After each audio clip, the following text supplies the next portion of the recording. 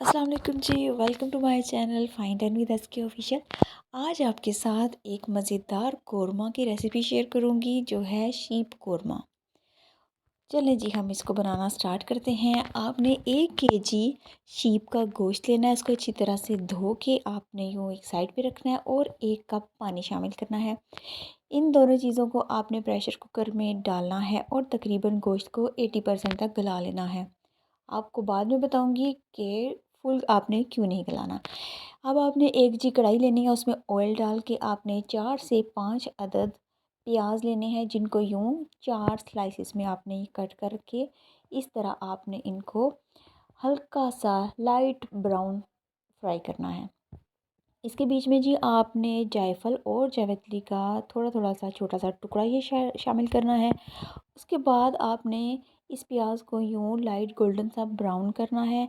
इसके बाद आपने इसको निकाल के साइड पे रख लेना है। उसके बाद आपने इसमें मसाले ऐड करने हैं। मसाले हैं जी, नमक हस्बे ज़ायक़ा है, थोड़ी सी हल्दी है, 1 बड़ा चम्मच आपने इसमें मिर्चें शामिल करनी हैं और छोटी इलायची शामिल करनी है, थोड़ी सी साबुत काली मिर्चें शामिल करनी है, खुशक धनिया थोड़ा सा होगा। उसके अलावा आपने नेशनल का कोरमा मसाला 1 चम्मच शामिल करना है और कसूरी मेथी 1 चम्मच। 3 अदद आपने टमाटर लेने हैं, 1 कप आपने दही लेना है और जो हमने प्याज फ्राई करके रखा हुआ था वो, ये सारी चीज़ों को शामिल करके आपने इनका पेस्ट बना लेना है मशीन में।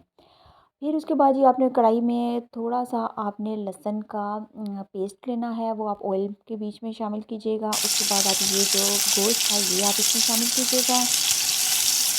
जो गलाया हुआ गोश्त था हमने वो इसमें शामिल करना है और अब इसके बाद हमने इसको फ्राई करना है।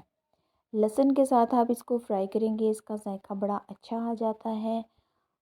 और आपने इसको इस कलर तक आपने इसको फ्राई करना है, मतलब ये ब्राउन सा कलर जब हो जाएगा, जैसे आपको ये नज़र आ रहा है, जब इसका ये कलर हो जाएगा उसके बाद आपने वो जो सारी पेस्ट थी ना जिन चीज़ों की, वो सारी पेस्ट आपने इसमें शामिल करनी है और इसको अच्छे तरीके से भून लेना है।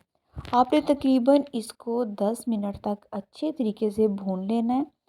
फिर जब ये भुन जाएगा तो उसके बाद आपने जो गोश्त गलाया था, तो बाकी की जो यखनी बची हुई थी ना, वो आपने अब इसमें ऐड करनी है।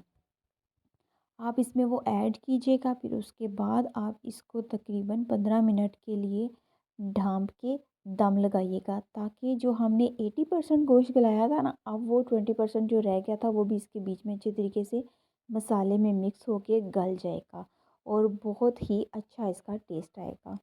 इसको अब आप जी दम लगा दीजिएगा। दम लगाने के बाद मज़ेदार सालन रेडी है।